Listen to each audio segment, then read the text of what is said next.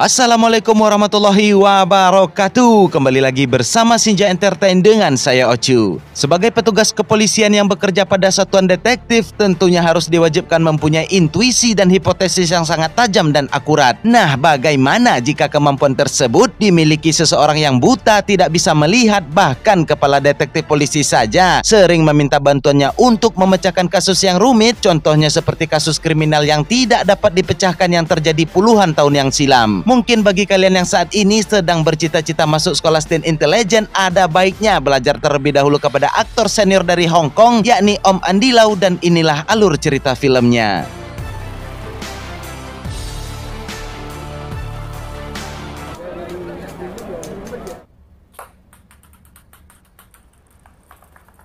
Cerita dibuka dengan memperlihatkan John, seorang detektif swasta yang sedang menerima telepon dari sahabat dekatnya Zeto yang menjabat sebagai kepala Satgas Satuan Detektif. Mereka berdua saat ini sedang dalam pengintaian sebuah kasus penyiraman asam sulfur dari ketinggian yang sejauh ini sudah membuat 100 orang warga terluka akibat penyiraman tersebut. Tanpa sepengetahuan John, Zeto menghubungi anak buahnya bernama Ho untuk membuntuti John. Meski John adalah seorang detektif swasta yang tak bisa melihat, John memiliki indera penciuman yang sangat tajam, yang mana itu dibuktikan ia mampu mencium aroma asam sulfur meskipun ratusan orang sedang berada di tempat yang terbuka.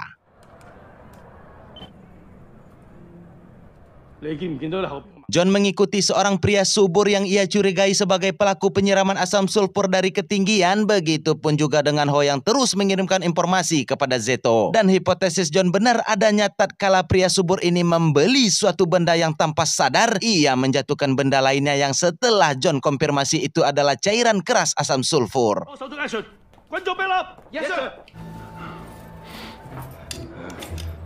Sesampainya di atap gedung, John menghubungi biro kriminal karena telah berhasil mengidentifikasi pelaku dengan keakuratan 100%. Tiba-tiba Zeto dengan anak buahnya muncul dan membubarkan keramaian yang membuat pelaku curiga dengan apa yang terjadi. Lantas ia melihat keadaan sekitar dan mendapati John sedang melaporkannya, yang tanpa pikir panjang pelaku ini langsung menyiram John dengan cairan asam sulfur. Dan beruntung di sana ada Ho yang dengan sigap membantu John.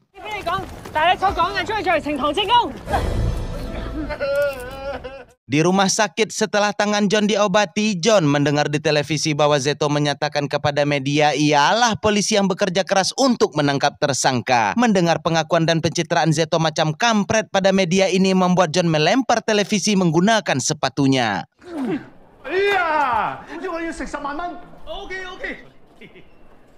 Scene beralih pada sebuah makan malam nan mewah yang diberikan satuan tugas detektif kepada John yang telah membantu memecahkan kasus penyiraman asam sulfur. Di sini Ho sangat mengidolakan John yang memiliki otak investigasi detektif yang cepat dalam berpikir dan mengambil keputusan. Berbeda dengan dirinya yang memiliki fisik sempurna tapi tidak memiliki bakat detektif seperti koleganya di kepolisian. Kekaguman Ho bertambah tatkala John mampu menebak semua keahlian dan kelebihan yang Ho miliki. Bahkan John mengetahui Ho saat ini tidak memakai perhiasan karena Ho takut dengan dirinya.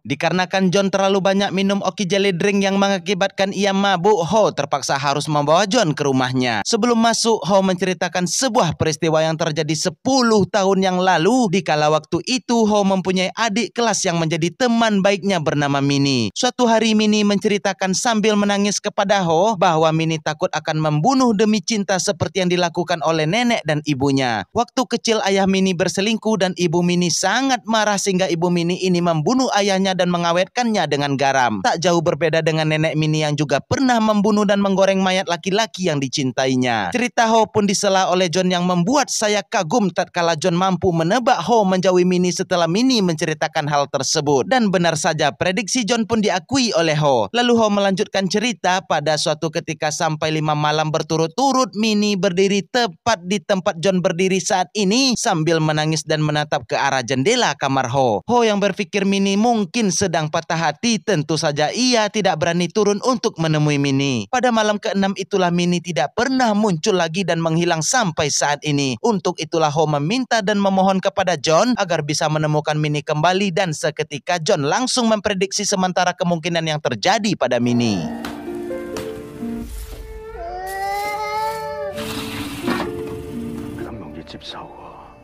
Keesokan paginya, John yang telah sadar dari efek Oki Jelly Drink yang diminumnya semalam, John mengeluarkan bola pingpong dan menggulingkannya. Setelah itu John dapat mengetahui bahwa Ho adalah seorang wanita yang kaya dikarenakan memiliki rumah yang luas. Maka dari itu John meminta bayaran $1 juta kepada Ho untuk menguak kasus hilangnya Mini, serta John akan mengajari Ho cara berpikir dan bertindak seperti detektif. Setelah itu John mendengarkan alat perekam suara kepada Ho yang isi dari rekaman itu adalah kasus pembunuhan dengan waktu yang cukup lama tentang pembunuhan paman kau dan tak pada ruangan kamar mayat.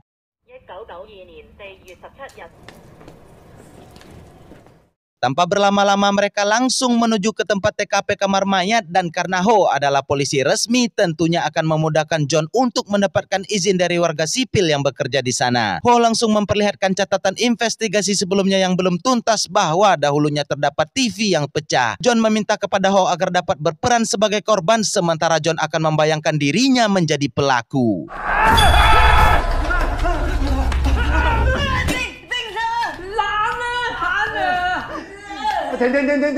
Berbagai reka adegan telah dilakukan tapi John tak kunjung mendapatkan gambaran. Namun pada saat dirinya memerankan sebagai tak yang terduga pelaku pembunuh paman kau, ia merasa ada yang janggal dikarenakan seorang pembunuh harusnya setelah memukul korban untuk pertama kali si pembunuh langsung meneruskan pukulan selanjutnya. Tapi mengapa si pembunuh ini hanya memukul 1 kali dan membiarkan korbannya merangkak untuk melarikan diri? John pun bertanya kepada Ho di saat emosi yang lagi tinggi melakukan pembunuhan, apa kira-kira yang membuat si pembunuh menghentikan serangannya? Mari kita berpikir bersama untuk menjawab pertanyaan si John. Apakah yang lebih penting dari melanjutkan membunuh seseorang?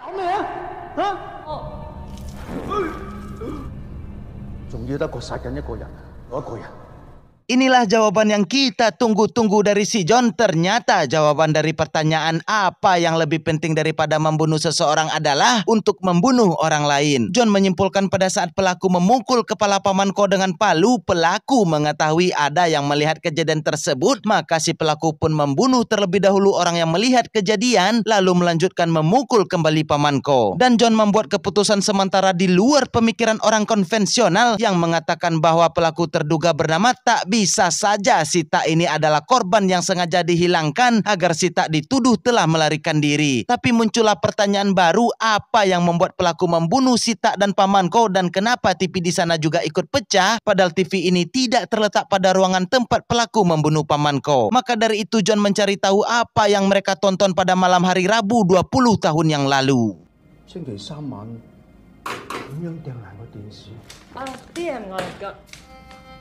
Meski belum terpecahkan, John mengajak Ho untuk makan mie cepat kai terlebih dahulu. Tempat makan pinggir jalan ini merupakan tempat makan yang spesial bagi John karena dahulunya sebelum buta dirinya sering makan siang di sini bersama Zeto. John pun mengeluarkan sketsa wajah wanita cantik dan menyuruh Ho untuk pergi ke tempat dansa seberang jalan dan mengatakan bahwa wanita ini merupakan sebuah kasus yang besar.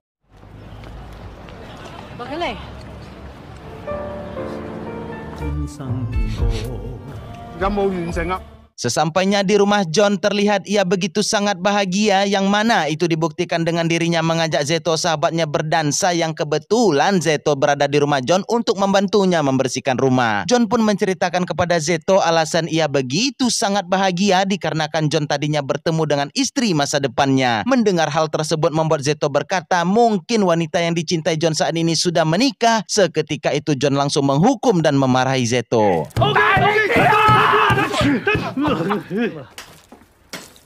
Dikarenakan rumah John sudah tidak layak huni, John memutuskan untuk tinggal bersama Ho. Setelah menyusun semua pakaian John, ia meminta kepada Ho untuk turun ke bawah tempat dahulunya Mini berdiri sebelum Mini menghilang. Hal ini bertujuan agar John bisa merasakan dan menempatkan diri menjadi seseorang supaya dirinya bisa menganalisa dengan keadaan dan kejadian yang telah terjadi.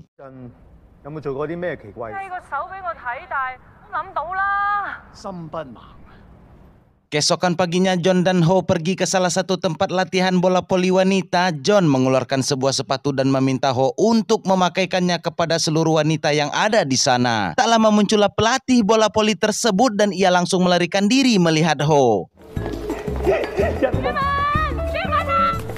Ho yang berpikiran pelatih voli ini adalah sahabatnya yang telah lama menghilang, seketika Ho langsung mengejarnya. Tapi kenyataannya berbeda, yang mana itu dibuktikan John menelpon Zeto bahwa kasus pencurian 3 toko perhiasan yang terjadi 3 tahun yang lalu benar-benar seorang wanita. Dan John meminta Zeto untuk datang dan menangkap pelatih voli yang sebagai tersangka perampokan. Tak berhasil menangkap pelatih voli membuat John memarahi Ho, dan saat itu juga Ho menyadari bahwa John telah menipu dirinya tatkala ternyata John bukan membantu mencari Minnie, melainkan John mengerjakan kasusnya sendiri bersama Zeto. Bukannya merasa bersalah, John malah kembali memarahi Ho, akan tetapi semua itu terhenti di saat Zeto berkata akibat mengejar pelatih voli kaki Ho memerah seperti babi bakar.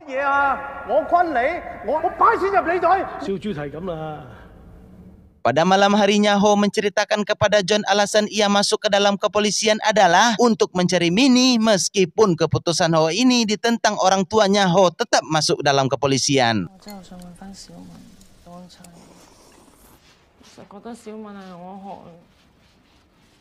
Saat Ho akan tertidur dengan air mata yang bergelinang, Ho mendengar suara pintu utama yang terbuka. Lantas Ho berjalan menuju dapur dan mendapati sisa piring makan John telah ia cuci sendiri, yang menandakan John telah mulai berniat untuk membantu Ho. Lalu Ho melihat dari jendela memperhatikan John sedang membayangkan dirinya di posisi Minnie untuk mencari titik celah atas hilangnya Minnie.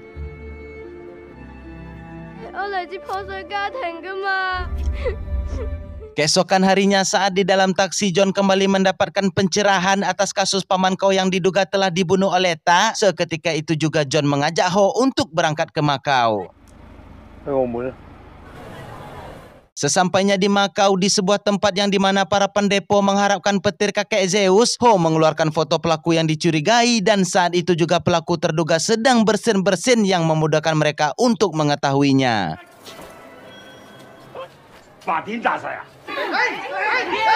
Sambil melihat pelaku terduga, Ho menanyakan kepada John, bukankah pelaku pembunuhan paman Kau di kamar mayat adalah Ta, dan apa hubungannya dengan pria subur yang mereka buntuti saat ini? John sebenarnya sudah mengetahui, tapi di sini John mengajarkan cara berpikir detektif kepada Ho dengan cara menggunakan area Broadman 37, 39, dan 40 bagian otak besar agar dapat memunculkan imajinasi seolah Ho adalah pelaku dari pembunuhan dan masuk ke dalam reka adegan sebagai pelaku. Bagi kalian yang belum tahu apa itu area Broadman, adalah pembagian daerah pada korteks otak besar yang dibedakan atas dasar sel-sel saraf yang menyusun jaringannya, semacam bagian khusus pada otak bagian tertentu yang jika dilatih dan difokuskan maka akan membuat imajinasi yang akurat. 37, 39同呢度同呢度，唔係喺餐廳。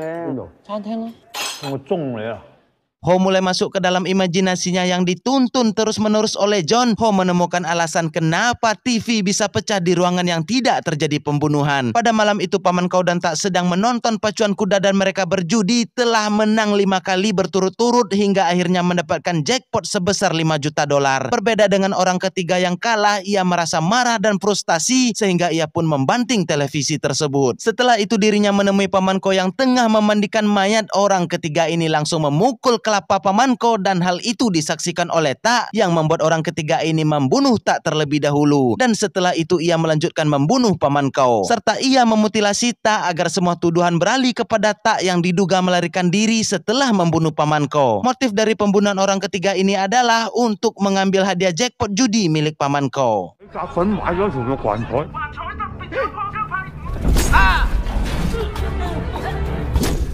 Mungkin di sini kita kembali bertanya mengapa tuduhan tertuju kepada pria subur bernama Lee ini. Hal itu dikarenakan Lilah yang mengambil hadiah jackpot tersebut pada perusahaan judi 20 tahun yang lalu. Dan akhir-akhir ini banyak terjadi kasus di Makau pemukulan dan perampokan kepada para pemenang judi. Dan untuk membuktikan praduga ini, John pun meminta Ho untuk membeli chip dan berjudi melawan Lee, yang ketika Lee kalah nantinya Lee akan mengikuti Ho untuk merampok dan membunuhnya.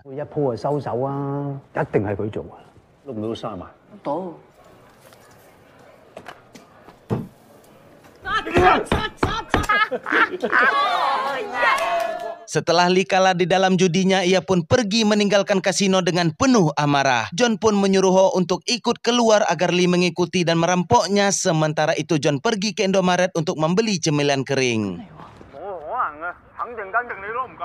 Selesai berbelanja, John pun memesan taksi untuk pulang. Namun ketika John mendengar suara bersin dari supir taksi ini, ia menyadari bahwa itu adalah Lee. Ia pun sengaja makan kue kering agar dirinya bisa memotret dan mengirimkan serta memberitahukan kepada Ho kalau dirinya saat ini di dalam bahaya besar.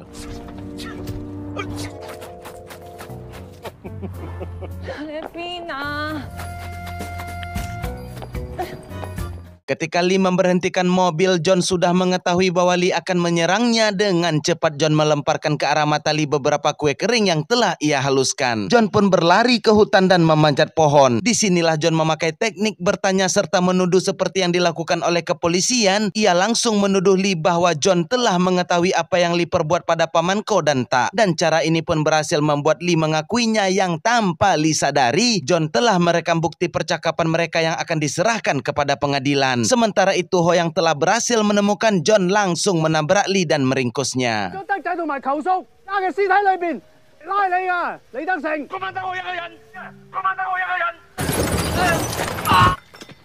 Setelah berhasil memecahkan kasus pamanko, John mengajak Ho untuk berdansa. Disinilah tanda kekaguman Ho kepada John telah berubah menjadi cinta. Ho pun menanyakan kepada John seperti apakah bentuk Ho dalam imajinasi John. John pun memberikan jawaban bahwa dirinya membayangkan Ho seperti Opsir Susan. Keesokan harinya Ho sudah berpakaian rapi, begitupun juga dengan John. Mereka berdua akan pergi ke sebuah tempat dansa. Di dalam mobil, John kembali mengeluarkan sketsa wajah wanita yang dulu pernah ia tunjukkan kepada Ho. Dan John memberitahukan bahwa dia sangat mencintai wanita ini bahkan sebelum dirinya buta. Akan pernyataan John tersebut membuat Ho menjadi sedih dan cemburu.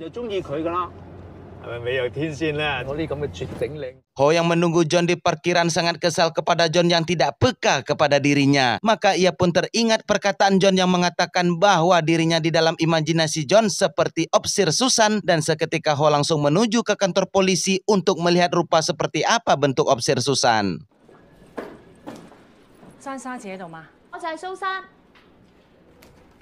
Scene beralih kepada John yang saat ini tengah menyatakan cintanya kepada Ding Ding. Dan ia menceritakan sejak 4 tahun yang lalu pada pandangan pertama melihat Ding Ding, John sudah menyimpan perasaan terhadap si Ding Ding ini. Akan tetapi belum sempat berkenalan, John mengalami musibah yang membuat ia menjadi buta. Belum selesai menceritakan kisah yang akan membuat Ding Ding merasakan hal yang sama kepada dirinya, John menghentikan tarian dansanya setelah John merasakan dan mengetahui adanya cincin di jari manis Ding Ding yang mengartikan Ding Ding sudah menikah. Sorry. Beberapa saat kemudian handphone John berdering dan itu berasal dari Zeto, sahabatnya yang menghubungi. Yang tanpa Zeto sadari, ia menghubungi John tepat di belakang si John, yang berarti tentunya John menyadari bahwa Zeto berada di dekatnya. Dan disinilah fakta yang menyakitkan itu terungkap tatkala sahabatnya sendirilah yang menikahi kekasih pujaan hatinya. Dalam keadaan patah hati, John berjalan sendirian dan di saat itulah ia teringat pada sebuah kasus tahun 96. Ada beberapa anak gadis yang menghilang di kala mereka semua sedang patah hati dan menangis di tengah malam. Dengan segera ia menghubungi Ho untuk menjemputnya dan dengan amarah yang berapi-api, John menghubungi Zeto untuk dapat mengantarkan semua kasus gadis yang hilang pada tahun 96 tersebut. Serta ini adalah titik awal terang bagi John untuk dapat menemukan Minnie tatkala Minnie juga menghilang di tengah malam di tahun yang sama.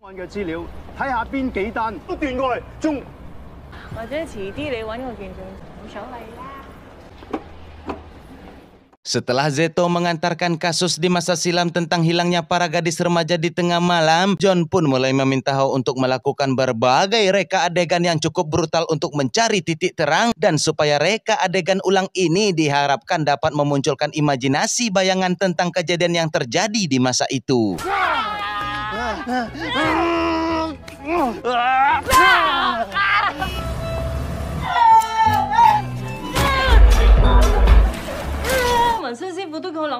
Meski reka adegan yang dilakukan ini membuat wajah Ho sampai babak belur dan kehilangan suara, tapi akan kerja keras Ho yang bersedia berperan sebagai korban telah menemukan titik terang. Dikarenakan setiap Ho sedang berperan patah hati, dirinya selalu pulang naik taksi dan tidak memilih untuk nyetir sendiri, dijemput oleh supir pribadi atau yang lainnya. Maka dari itu John mencurigai supir taksi adalah pelaku yang membuat hilangnya para gadis antara tahun 95 sampai dengan tahun 2006. Dengan total para gadis yang hilang berjumlah 11 orang termasuk Mini, sahabatnya Ho. Dan di sini John dengan otak dan kemampuannya yang detail, John tidak melihat pelaku melakukan pembunuhan pada tahun 2000 dan 2001. Serta sejak tahun 2006 pelaku tidak melakukan pembunuhan yang serupa. Di sini muncul pertanyaan baru, apakah yang terjadi pada pelaku sejak tahun 2006 sampai sekarang? Maka dari itu John menghubungi Zeto untuk meminta data para supir taksi yang berhenti kerja atau dipecat pada tahun 2000 sampai tahun 2001. 之後你去咗邊？你去咗邊？你去咗邊？去咗邊？你又去咗邊？究竟去咗邊？兇手。 Bukannya Zeto yang datang menemui John untuk mengantarkan data supir taksi yang berhenti kerja, melainkan yang datang adalah Ding Ding, wanita yang dicintai John yang sekarang sudah menikah dengan Zeto. Ding Ding menceritakan bukan Zeto yang merebut dirinya dari John, melainkan Ding Ding sendirilah yang kagum dan jatuh cinta pada pandangan pertama kepada Zeto.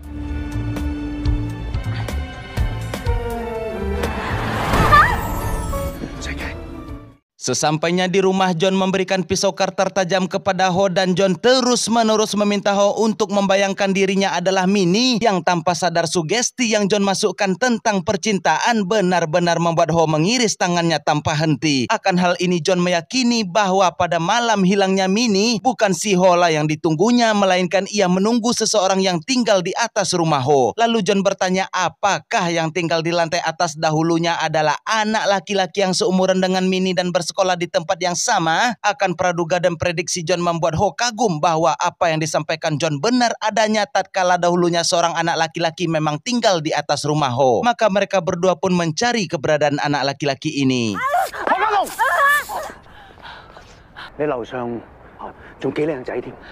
Esok pada malam harinya John dan Ho pergi ke kota bernama Zhuhai untuk mencari anak laki-laki yang tinggal di lantai atas rumah Ho dahulunya. Anak laki-laki ini bernama Jo. Diketahui Jo saat ini membuka usaha kuliner bersama istri dan kedua sahabatnya. Ho pun mulai menanyakan apakah John ingat kepada gadis yang seumuran dengannya dulu yang bernama Mini. Mendengar hal tersebut membuat Jo sedikit termenung dan berkata ia tidak mengenal Mini. Akan tetapi John mengetahui Jo berbohong tatkala Ho menyebut nama Mini. Masakan yang dibuat Jo menjadi asin karena gangguan peringatan dalam psikologinya yang membuat ia tak sadar menaburkan banyak garam.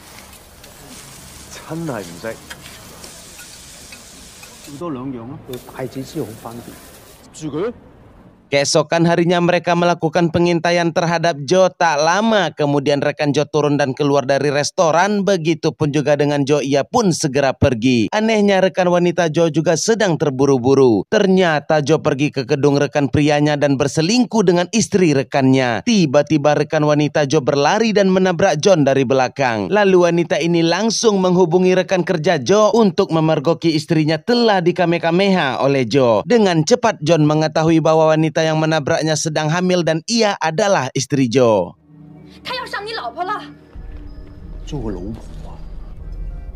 Meski telah berselingkuh, sang istri tak tega melihat sang suami dipukuli. Wanita ini menendang rekannya dan menyelamatkan Jo. Akan tetapi Jo malah tidak mau dibantu dan memilih untuk melompat ke bawah. Dengan cepat wanita ini turun ke bawah dan kembali ingin melihat luka suaminya. Namun Jo kembali menolak. Yang lebih anehnya, wanita selingkuhan ini bukan menyelamatkan suaminya yang memakai jas hitam, malah memilih untuk memeluk Jo di depan istri Jo dan di depan suaminya sendiri. Sungguh perselingkuhan dengan terang-terangan adalah bentuk perselingkuhan yang paling menyakitkan. Asu.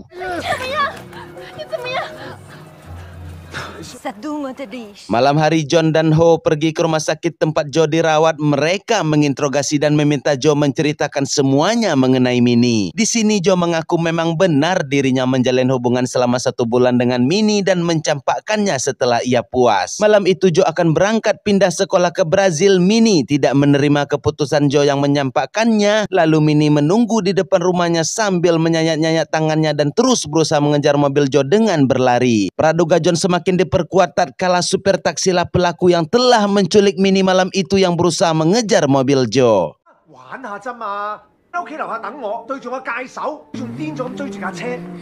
Keesokan harinya Ho membacakan laporan yang diberikan Zeto mengenai data supir taksi yang berhenti kerja pada tahun 2000 dan tahun 2001. Terdapat 5 orang supir taksi dengan berbagai macam alasan kenapa mereka berhenti bekerja. Dengan insting yang dimiliki John, ia memutuskan untuk menemui supir taksi yang bernama Chan Kuong dan mereka berdua segera menuju ke alamat Chan Kuong.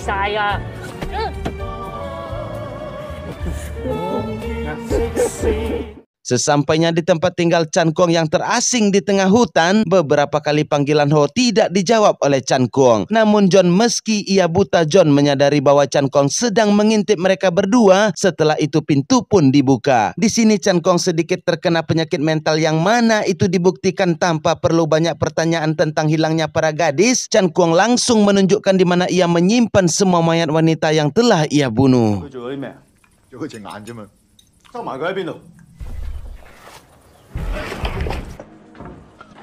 Setelah menunjukkan beberapa mayat, Ho dengan cepat menangkap Chan Kuong dan memborgolnya. Sementara John terus berusaha menghubungi Zeto yang mana di tempat ini sinyal tidak ditemukan. Saat itulah Chan Kuong berubah kembali menjadi psikopat tatkala ia melihat Ho memiliki mata yang indah. Dengan mudah ia melepaskan borgol dan mulai menyerang Ho. Meski Ho sudah melepaskan tembakan 2 kali mengenai lengan Chan Kuong, tapi timah panas itu tidak cukup untuk melumpuhkan Chan Kuong.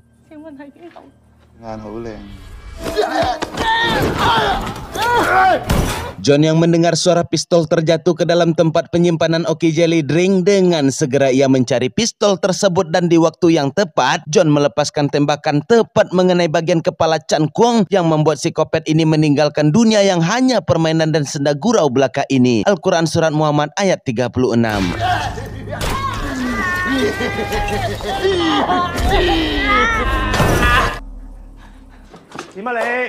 Ho yang telah kehilangan banyak darah membuat John terpaksa harus menyetir mobil agar ia bisa melarikan Ho ke rumah sakit. Ho yang sudah pingsan dan tertidur, tentunya ini adalah suatu hal yang bahaya bagi keselamatan Ho. Demi mencegah Ho tertidur, John mengatakan kalau ia sudah mengetahui bahwa Ho mencintainya dan John juga mencintai Ho. Mendengar hal tersebut, saking bahagianya Ho malah membuatnya menjadi pingsan kembali.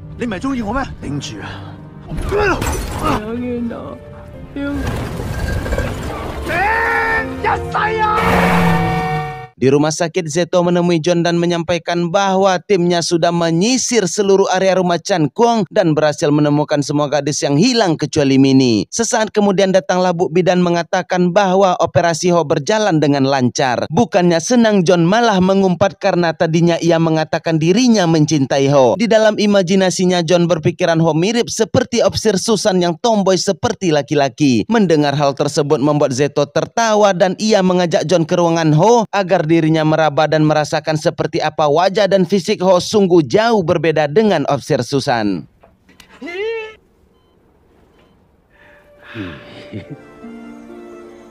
Tertawa bahagia setelah mengetahui fisik Ho, John kembali memunculkan gambar dalam imajinasinya bahwa sekarang ia mengetahui Minnie tidak naik taksi pada malam itu karena Minnie tidak mempunyai uang. Akan tetapi Minnie pergi naik kapal kargo dengan bersembunyi di dalam suatu benda yang bisa mengurung dirinya.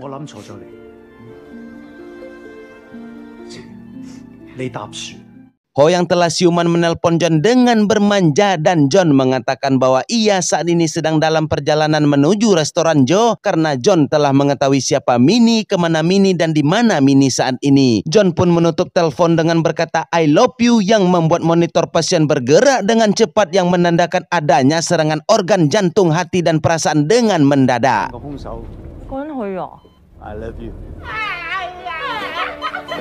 Sesampainya di kota Zhuhai, ternyata restoran Zhou telah ditutup, akan tetapi John tetap masuk melalui pintu belakang. Di dalam restoran, istri Zhou keluar dari bawah pemanggangan dan John berkata bahwa dirinya adalah seorang detektif yang memecahkan sebuah kasus dengan membayangkan dan menebaknya. Maka dari itu John ingin istri Zhou mendengarkan dan apakah tebakan John kali ini benar dan tepat. John membuka percakapan bahwa pada malam hilangnya Minnie, ia mengejar mobil Zhou dan takut tidak bisa bertemu Zhou lagi ke depannya. Minnie tidak menyerah dan ia memaksa dirinya untuk berpikir dengan tenang. Akhirnya Minnie membawa persediaan makanan dan lalu menyelinap masuk ke kapal kargo tujuan Brazil. Lalu Minnie bersembunyi di dalam lemari selama 27 hari. Setelah di Brazil, Minnie diadopsi oleh warga setempat dan mengubah identitas serta melakukan operasi plastik dan tinggal berdekatan dengan Zhou yang pada akhirnya Minnie berhasil mendapatkan perhatian Zhou kembali. Akan tetapi Zhou selalu berselingkuh dengan wanita lain. Dan wanita ini yang istrinya Zhou adalah Minnie itu sendiri yang tidak diketahui oleh Zhou.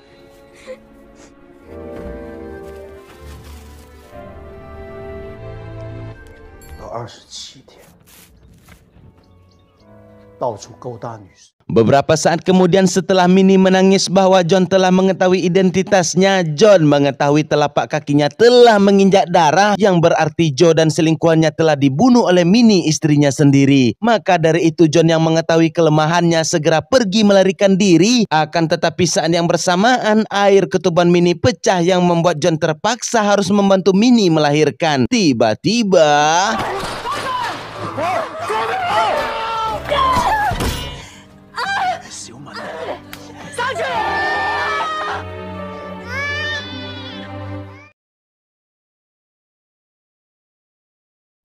搞緊女。阿寶叔叔，我已經揾。